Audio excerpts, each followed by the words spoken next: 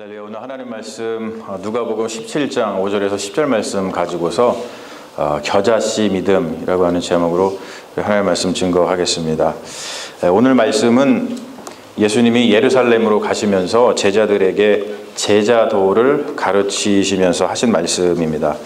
제자도가 무엇인가? 여러분, 제자도라는 말을 많이 들어보셨을 겁니다. 우리는 흔히 제자도라고 하면은 예수님의 제자로서 어떠한 행위를 할 것인가에 대해서 초점을 맞추는 그런 경향이 있습니다.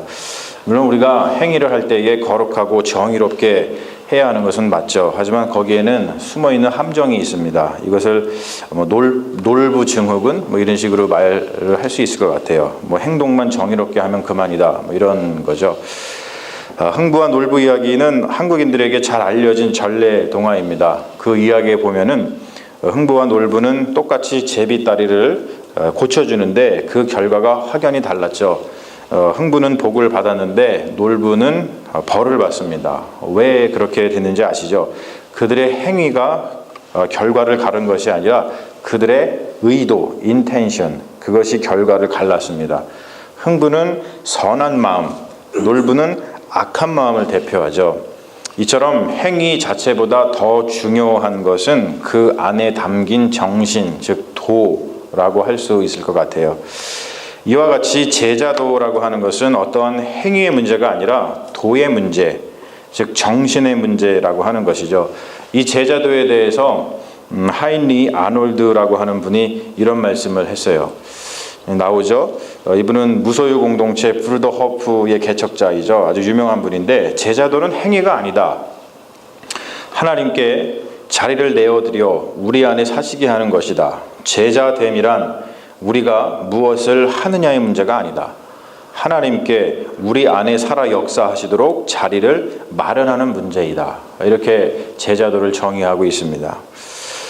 예수님의 제자도에 대한 가르침은 누가복음 9장부터 시작이 됩니다. 우리는 이제 17장을 살펴보고 있습니다만 9장부터 시작이 되는데, 예수님이 말씀하시는 제자도를 가만히 들여다보면 이런 생각이 들어요. 와, 어떻게 이렇게 제자도를 실행하면서 살지?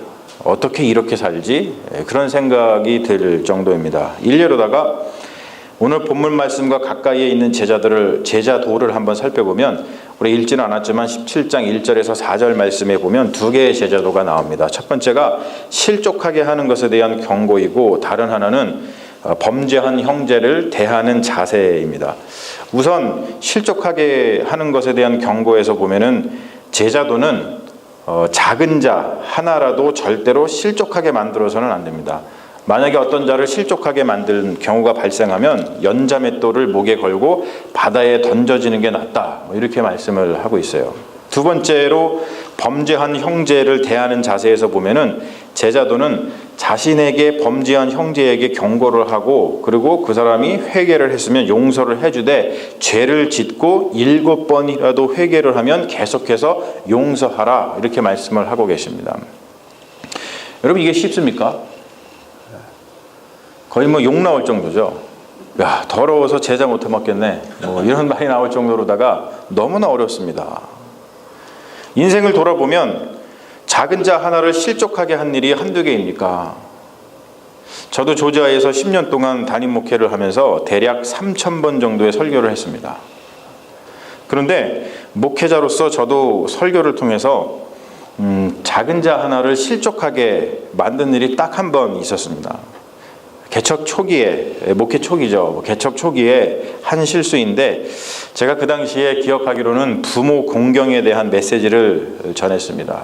그러면서 그 안에 자기의, 내 의가 들어갔어요. 그래서 그런 일이 벌어졌습니다. 저의 설교가 부모님을 잘 공경하지 못해서 죄책감을 가지고 살아가던 그분에게 상처가 되었던 모양이에요. 사랑의 마음으로 설교를 했어야 되는데 제 의가 들어갔어요. 저는 부모님을 잘 모신 양, 그런 의가 들어가서 설교를 하다 보니까 지극히 작은 자 한 분에게 상처가 되는 일을 했습니다. 그분이 교회를 떠났습니다. 그때부터 저는 절대로 설교에 자기 의를 표출하지 않습니다. 대개 그리스도인이 바리새인처럼 작은 자 하나를 실족하게 하는 경우는 어떠한 말이나 행동을 할 때 자기 의가 들어가기 때문이에요. 바리새인들이 그랬죠. 주님, 저 죄인과 같지 않음을 감사드립니다. 이 모자른 것들, 이렇게 하면서 자기 의를 막 드러냈습니다. 사랑의 마음으로 하지 못하고 자기 의를 가지고 상대방을 대하면 어떠한 일을 잘 하지 못해서 죄책감을 지니고 사는 사람들에게 큰 상처가 되는 법입니다. 그러나 우리는 나도 모르게 자기 의를 드러내느라 작은 자 하나를 얼마나 실족시키고 살아가는지 모릅니다. 사랑하는 여러분, 우리는 무슨 말이나 무슨 행동을 하든지 의롭게 하면 안 돼요. 우리에게 무슨 의의가 있습니까? 여러분, 우리에게 어떠한 의의가 있습니까? 의로우신 분은 오직 한 분, 우리 주 예수 그리스도 한 분밖에 없으신 줄로 믿습니다. 우리는 그저 사랑의 마음을 가지고 살아야 됩니다. 그런데 그것이 참 어렵죠. 참 어려워요. 범죄한 형제를 대하는 자세에 대한 제자도는 사실 더 어려워 보입니다. 여러분, 한번 질문해 볼게요. 범죄하기가 쉽습니까? 아니면 용서하기가 쉽습니까? 사람은 기본적으로 상대방에게 범죄하기는 쉬워도 나에게 범죄한 상대를 용서하기란 어려운 법입니다. 내가 상대방에게 범죄를 했을 때 상대방이 나를 용서해 주기를 바라는 것은 당연한 마음을 가지고 있어요. 그런데 상대방이 나에게 범죄했을 때 우리는 당연히 상대방을 어떻게 하고 싶어요? 죽여버리고 싶죠. 막 그런 마음이 드실 거예요. 저거를 살려도 내가 상대방에게 뭘 잘못하면은 저 사람이 용서해 주는 건 당연한 거예요. 그러면서 어떤 사람이 나한테 뭔가 좀 잘못하면 마음속에서 그 분을 참지 못해서 막 저거를 죽여 살려 이러면서 살아가는 게 우리의 연약함입니다. 그런데 예수님은 제자들에게 하루에 7번이라도 내게 죄를 짓고 7번 너한테 돌아와서 내가 회개하노라 하거든 너는 용서하라 라고 요구하십니다. 여러분, 이게 가능합니까? 요즘엔 뉴스를 보면 나한테 조금이라도 어떤 피해를 끼치거나 범죄를 저지른 것도 아니에요. 그런데 단순히 이렇게 좀 쳐다봤다고 폭력을 행사하거나 살인을 저지르는 그런 세상인데, 여러분, 이렇게 용서를 하루에 7번, 나한테 죄를 지은 사람은 7번씩이나 용서하는 것이 가능해 보입니까? 불가능해 보여요. 제자들도 이러한 가르침 앞에서 당황했던 모양이에요. 그래서 제자들이, 오늘 말씀에는 사도들로 표현이 되어 있습니다만 제자들을 사도들로다가 표현하는 것 또한 누가복음의 특징입니다. 왜냐하면 이 누가복음의 저자가 사도행전도 썼죠. 그래서 누가복음에는 제자들을 사도들이라고 부르는 것을 즐겨합니다. 근데 아무튼 이 제자들도 굉장히 당황했던 모양입니다. 그 제자들이 예수님께 이렇게 간구합니다. 주님, 우리에게 믿음을 더하소서, 이렇게 간구를 해요. 이런 제자도 앞에서 우리도 제자들과 같은 심정이겠죠. 주님, 이런 것들을 어떻게 실천합니까? 참 그리스도인 되는 것이 너무나 어렵습니다. 예수님 따르는 거 너무나 어렵습니다. 어떻게 합니까? 주님, 이런 것들을 어떻게 실천합니까? 우리에게 믿음을 더해 주시옵소서. 이런 기도 우리가 자주 합니다. 그런데 여러분, 오늘 말씀 보니까 예수님은 제자들의 그러한 요청에 대하여서 다소 엉뚱한 말씀을 하십니다. 그냥 속시원히 제자들이 주님 믿음 더해주세요 이렇게 했을 때 그래 얘다 믿음 받아라 라고 말씀하셨다면 아주 손쉽게 끝나는 문제일 것 같은데, 예수님께서는 제자들에게 믿음을 더해주시지 않고 오히려 제자들을 꾸짖는 듯한 말씀을 하신다는 거예요. 그 말씀이 오늘 이 말씀이죠. 너희에게 겨자씨 한 알만한 믿음이 있었더라면 이 뽕나무더러 뿌리가 뽑혀 바다에 심기어라 하였을 것이요 그것이 너희에게 순종하였으리라 이런 말씀을 하십니다. 도대체 이게 무엇입니까? 여러분, 이것은 믿음이 있으면 갑자기 괴력이 생겨서 뽕나무를 뿌리채 뽑을 수 있게 된다라는 뜻이 전혀 아닙니다. 말씀이 언급되고 있는 뽕나무는 무화과나무의 뽕나무죠. 멀베리 트리라고 합니다, 영어로는. 이 나무의 특징이 뭐냐면 뿌리를 깊고 넓게 내리는 특징을 가지고 있어요. 지금 예수님이 가르쳐 주신 제자도가 뽕나무 뿌리를 뿌리채 뽑는 것이 어려운 것처럼 제자도가 어렵다는 뜻입니다. 제자도가 어렵다는 것을 예수님이 모르시는 바가 아닙니다. 그런데 여러분, 예수님은 그 제자도를 이루는 방식이 제자들이 생각하는 믿음을 더하는 방식으로 이루어지는 것이 아니다라고 말씀을 하고 있습니다. 그것은 제자들이 말하는 것처럼 믿음을 더하는 방식으로 이루어지는 것이 아니라 오히려 믿음을 빼는 방식으로 이루어집니다. 여러분, 그것이 바로 겨자씨 믿음입니다. 30년 전에 1986년도입니다. 벌써 30년이 되었네요. 그때 제가 중학교 1학년이었습니다. 여름에 저희 선친께서, 돌아가신 아버지께서 생애 처음으로 성지순례를 다녀오셨습니다. 그때만 해도 가족 중에 누가 해외에 나가면 온 가족이 공항, 그때는 김포공항밖에 없었죠. 온 가족이 배웅을 하던 시절이었습니다. 생애 처음 가시는 아버지의 성지순례에 삼촌들, 이모들, 외할아버지, 외할머니 모든 분들이 총출동하셨던 것을 저는 지금도 생생히 기억을 하고 있습니다. 여러분, 옛날에는 그랬잖아요, 그렇죠? 예. 지금 어디 가도 나오지도 않아요. 신경도 안 쓰죠. 하도 다니니까. 그때 아버지께서 성지순례를 다녀오셔서 지금도 기억에 남는 두 가지의 신비한 이야기와 네 가지의 신비한 물건을 가지고 오셨어요. 두 가지의 신비한 이야기는 이것이었습니다. 하나는 뭐냐면 아버지가 이러시는 거예요. 사해바다에 가서 수영을 했는데 몸이 저절로 뜨더라 라고 하는 신비한 이야기, 거짓말 같은 이야기를 하시더라고요. 저는 거짓말인지 알았어요. 근데 아버지가 사진으로 보여주시더라고요. 그리고 또 한 가지 신기한 이야기는 뭐냐면 아버지가 이러시는 거예요. 유럽에 갔더니 물을 사 먹어야 되더라. 저는 이해할 수가 없었습니다. 그 당시만 해도. 한국은 그 당시만 해도 물이 너무나 넘쳐나가지고 어디서나 그냥 물을 틀면 먹고 지하수 파서 먹고 길 가다 개울에서 먹어도 전혀 문제 없었던 그런 시절이었어요. 물을 사 먹는다니 말도 안 되는 얘기를 아버지가 하시더라고요. 여러분, 하지만 지금은 우리가 다 물 사 먹고 있죠. 당연한 세상이 되었습니다.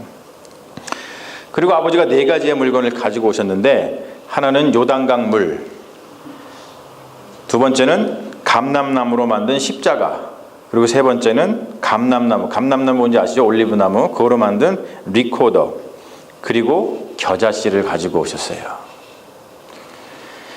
현재 감람나무로 만든 십자가는 서울에 있는 어머니 집에 걸려 있고, 감람나무로 만든 리코더는 제가 그 당시에 리코더를 굉장히 잘 불었거든요. 그래서 아버지가 저 선물로 사갖고 오셨는데 지금까지도 가지고 있습니다. 네. 여기 오시죠. 제가 나중에 우리 크리스마스 이브 뭐 행사 같은 거 할 때 한번 불러드릴게요. 이쁘죠? 예.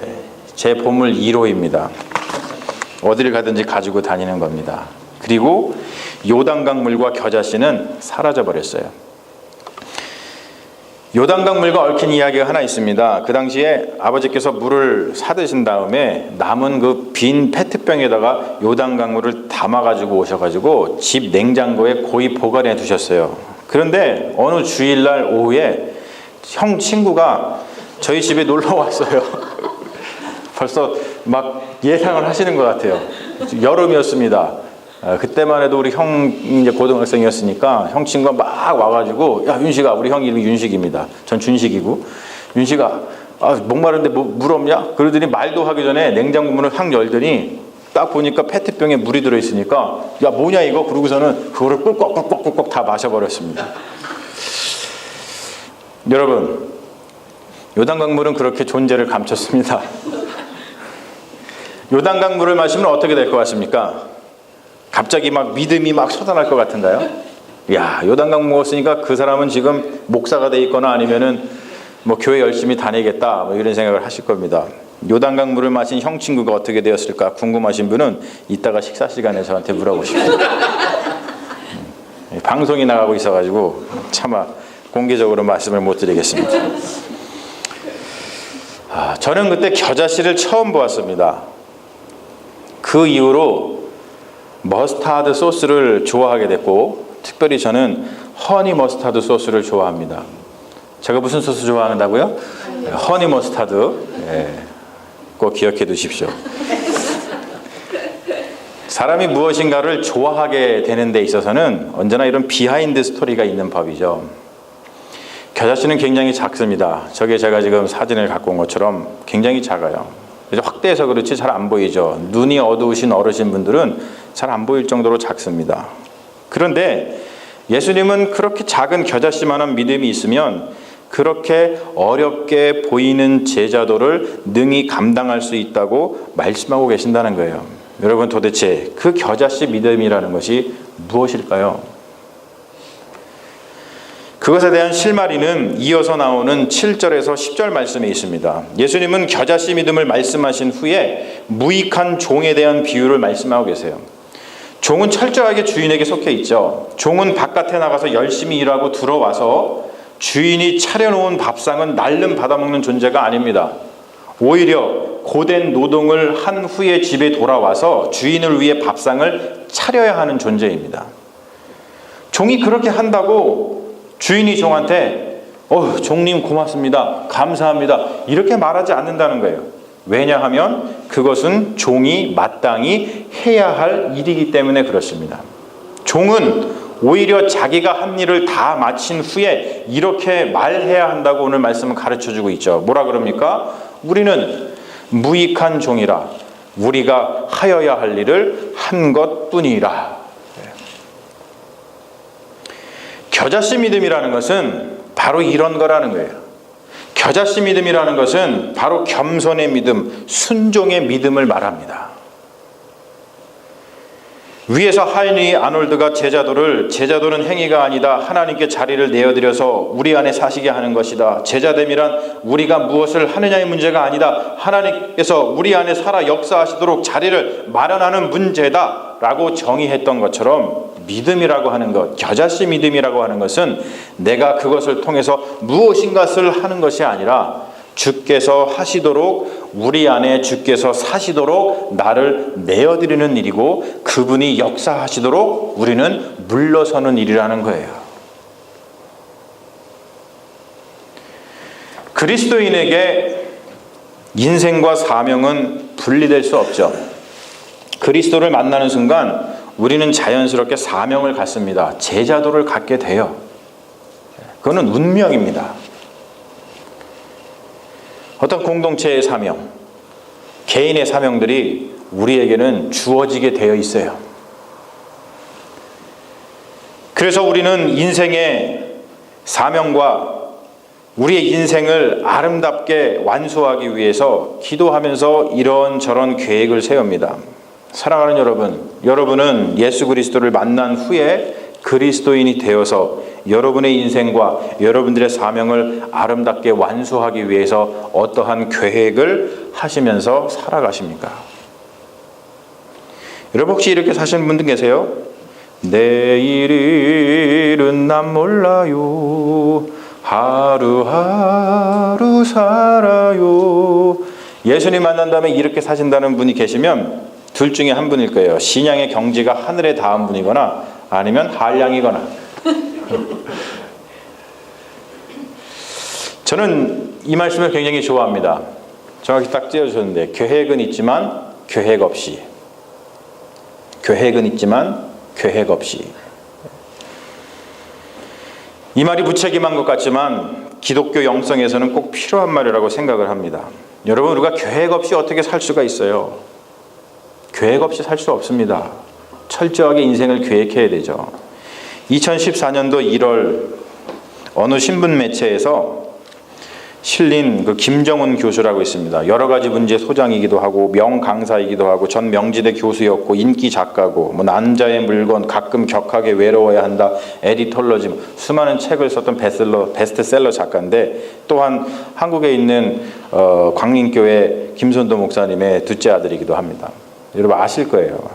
이분 인터뷰 기사가 제 마음을 돋기질했어요. 이런 제목의 기사였습니다. 100세 시대인데 이렇게 대책 없을 수 있나? 그 인터뷰에서 김정은 교수가 이런 말을 하더라고요. 제가 여기 써놨는데 한번 보십시오. 보면서 따라해 보십시오. 교수를 그만둘 때 확실한 게 아무것도 없었다. 과연 강의는 계속 들어올지, 책은 잘 팔릴지 누가 장담하나? 50세에 훌쩍 버리고 떠나는 게 중요한 게 아니다. 추구할 세계에 대한 동기가 분명해야 된다. 지금 내가 사는 세계가 내가 추구하는 삶이나 세계가 아니라는 인식이 분명할 때 떠나야 한다. 새로 시작하려면 버려야 한다. 내려놓아야 다시 새로운 것을 쥘 수 있다. 아무리 직장에서 버텨도 60이나 65세면 쫓겨난다. 우린 그동안 대학까지 16년 정도 공부한 것으로 60세까지 버텼다. 이제 100세 시대인데 왜 남은 인생에 대한 투자는 하지 않는가? 날 부러워하지 말고 자기의 삶과 인생을 성찰해야 된다. 평균 수명의 연장은 어마어마한 혁명이다. 사회 구조의 변혁보다 더 무서운 일이다. 그런데 100년을 사는 것에 대해 이렇게 대책 없을 수가 있나? 모든 것이 엄청나게 변하고 달라질 것이다. 무엇보다 100년을 살아야 하는데 50년을 사는 속도와 의식으로 살듯 조급하고 불안하게 살면 탈진하게 된다. 이런 내용의 인터뷰였습니다. 뭐 또 기회가 있으면 또 말씀드릴 일이 있겠지만, 제가 뭐 박사 공부도 하고 또 있던 곳을 다 내려놓고 떠나와서 새롭게 시작하는데 아주 지대한 영향을 미친 분입니다. 그리스도인은 자신의 모든 이성과 영성을 동원해서 인생을, 사명을 열심히 계획하고 열심히 그것을 위해서 기도해야 됩니다. 그래야지 낭패 보지 않을 수가 있어요. 우리는 열심히 현재를 계획해야 되고 10년 후를 계획해야 되고 20년 후를 계획해야 되고 노후를 계획해야 되죠. 그리고 여러분 무엇보다도 사후를 계획해야 될 줄로 믿습니다. 이러한 것들을 계획하는 데에 열정을 들이지 않으면 인생은 산으로 가죠. 그러나 여러분, 제가 말씀드리고 싶은 것은 그리스도인들이 잊지 말아야 할 것은 그렇게 자신의 모든 이성과 영성을 모두 동원하여서 촘촘하게 짠 계획에 너무 얽매이면 안 된다는 것이죠. 왜냐하면 그리스도인들에게 인생이란, 사명이란 더 이상 나의 일이 아니라 성령의 일이기 때문에 그렇습니다. 성경이 증언하고 있듯이 성령은 어디서 와서 어디로 가는지 알 수 없는 분입니다. 성령은 결코 우리들이 촘촘하게 짜놓은 계획대로 움직이는 분이 아니시죠. 오늘 말씀에서처럼 우리는 믿음을 더 달라고 주님께 간구하지만 주님은 결코 제자들에게 믿음을 더해 주시지 않고 오히려 그들이 간구해야 되는 믿음이 어떠한 것인지를 겨자씨 비유를 통해서 알려주고 계신다는 거예요. 여러분, 우리 자신에게 한번 질문을 해보죠. 믿음을 더 가져서 무엇 하시렵니까? 우리 그렇게 기도 많이 하지 않아요? 뭔가 앞두고 뭔가를 계획하고 난 다음에 주님 믿음을 주세요. 뭔가 사명을 감당하면서 주님 믿음을 주세요. 믿음을 더해 주셔야지 저것도 되고 이것도 되고 주님께 영광도 더 돌리고 라고 하면서 믿음을 달라고 엄청 우리는 때를 씁니다. 그런데 여러분, 그것을 내 정욕에 쓰려고 하는 것은 아닙니까? 믿음은 어떠한 것을 하는 능력이 아닙니다.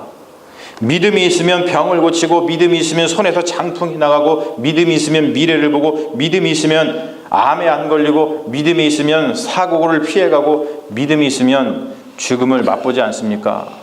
그렇지 않죠. 믿음 있는 자도 다 그러한 일을 겪습니다. 저희 아버지 목사님이셨는데 간암으로 돌아가셨어요. 믿음 있는 자도 다 그런 일을 겪어요. 예수님께서 무의 비유에서 오늘 말씀에서 말씀하고 계시듯이 믿음이라고 하는 것은 나를 쳐서 주님께 굴복시키는 순종의 깊이입니다. 우리의 인생은, 우리의 사명은 우리의 일이 아니라 성령의 일이라는 것을 간과한 모든 계획은, 그것이 아무리 촘촘하고 잘 짜여진 계획이라 하더라도 탐욕에 불과하다는 거예요. 탐욕은 개인의 인생 또는 공동체를 세우지 못합니다. 탐욕은 결국 인생, 공동체를 허물고 맙니다. 여러분, 아골 골짜기를 아십니까? 가나안 입성을 앞둔 여호수아가 정탐꾼을 은밀하게 패간하는 그런 일을 하면서 가나안의 관문인 여리고성을 차지하기 위해서 치밀한 계획을 세우죠. 하나님의 말씀에 힘입어서 이스라엘 공동체와 여호수아가 여리고성을 어렵지 않게 정복을 합니다. 그 다음 정복지가 아이성이었어요. 아이성은 여리고성에 비하면 작고 형편없는 성이었죠. 그래서 여호수아와 이스라엘 공동체는 손쉽게 아이성을 정복할 거라고 믿었습니다. 그런데 우리가 잘 알죠. 결과는 참담했습니다. 여호수아와 이스라엘 공동체는 보잘것없는 아이성에게 대패하고 맙니다. 왜 그러한 일이 발생을 했습니까? 우리가 잘 알다시피 아이성을 차지하지 못하고 대패한 이유는 한 사람의 탐욕 때문이었어요. 유다 지파 세라의 증손, 삽디의 손자, 갈미의 아들이었던 아간이라고 하는 사람이 여리고성에서 노력한 물건을 탐욕스럽게 감추었기 때문에 이스라엘 공동체가 무너졌습니다. 이와 똑같은 일이 신약시대의 초대교회에서도 있었죠. 바로 아나니아와 삽비라가 아간과 같은 사람이었습니다. 아나니아와 삽비라의 탐욕이 초대교회의 신앙 공동체를 흔들었습니다. 그 탐욕 때문에 공동체도 위기를 맞았고 결국 개인의 삶도 파탄에 이르게 됐죠. 사랑하는 여러분, 그러므로 우리는 계획은 있지만 계획 없이 사는 그런 인생을 배워야 된다는 거예요. 우리에게 도대체 얼마큼의 믿음이 필요합니까? 믿음을 더 달라고 해서 주님이 믿음을 더해 주시면 그것을 가지고 무엇을 하시렵니까? 오늘 말씀하고 있으니 사실 겨자씨만한 믿음만 있어도 이 산을 명하여서 저리로 옮기라 하면 그 능력이 나타납니다. 결국 믿음도 우리의 일이 아니라 성령의 일이라는 것을 가르쳐주고 있는 것이죠. 우리가 해야 되는 일 또는 우리가 할 수 있는 일이 도대체 무엇이 있습니까? 믿음을 더 달라는 탐욕에 사로잡히지 말고 우리 안에 있는 이 겨자씨만한 믿음을 성령님께 맡기는 믿음, 그리고 순종이 우리에게 필요하다고 오늘 주님은 우리에게 말씀하고 계십니다. 그러면 여러분, 우리의 인생에, 우리의 사명에는 실패란 없습니다. 왜 그렇습니까? 내가 하는 것이 아니라 성령님께서 하시는 일이기 때문에 그렇습니다. 성령님께서 하시는 일은 실패인 것 같아도 실패가 아니에요. 우리는 그것을 십자가에서 보죠. 예수 그리스도의 십자가 사역 실패였습니다. 그냥 아무것도 못하고 죽은 것 같았어요. 하지만 그것이 실패로 끝나지 않았죠. 그렇지 않았습니다. 어떻게 끝났습니까? 성령의 일, 즉 하나님께서 하신 놀라운 구원 사역이 되었습니다. 그런 것처럼 우리도 이 작은 겨자씨만한 작은 믿음이 있다면 그 믿음 위에 뭔가 믿음을 더해달라고 그러지 말고 그 작은 믿음 하나라도 주님께 맡겨드리는 그러한 겨자씨의 믿음을 가지시는 믿음의 자녀들이 되시기를 바랍니다. 오늘 말씀을 결론을 맺습니다. 저기 지금 나와 있듯이 여러분 겨자씨 믿음을 간구하십시오. 더하지 말고 오히려 빼십시오. 나를 쳐서 주님께 굴복시키는 순종의 깊이를 간구하십시오. 그것이 얼마든, 여러분들이 믿음이 얼마든 그것을 주님께 맡기는 순종의 믿음을 간구하십시오. 주님께서 일하시도록, 우리 안에서 주께서 사시도록 나를 내어드리십시오. 주님께서 역사하시도록 물러서십시오. 이러한 겨자씨의 믿음으로 인생과 사명에서 승리하시는 믿음의 종들이 다 되시기를 주님의 이름으로 축원합니다. 아멘. 우리 잠시 기도하겠습니다. 사랑과 은혜의 하나님, 우리는 믿음이 없다고 아우성치면서 믿음을 더해 달라고만 하지 그 겨자씨만한 작은 믿음을 주님께 맡기는 순종과 겸손의 믿음이 없습니다. 주님, 오늘 이 말씀을 통해서 다시 한번 겨자씨 믿음에 대해서 배우게 하시고 믿음을 더 달라는 것이 아니라 바로 주님께 모든 것을 이 아무리 작은 겨자씨라 할지라도, 겨자씨 같은 믿음이라 할지라도 주님께 맡겨서 주님이 일하시도록 내어드리는 순종의 자녀들이 될 수 있도록 역사하여 주시옵소서. 그럴 때에 더 큰 놀라운 일들이 벌어지게 될 줄로 믿습니다. 욕심 부리지 말게 하시고 탐욕 가운데 살지 말게 하시고 오직 하나님께서 역사하시도록 우리의 삶의 자리를 내어드리는 믿음의 종들이 다 되게 하여 주시옵소서. 감사드리며 우리를 구원하신 예수님 이름 받들어 기도합니다. 아멘. 할렐루야.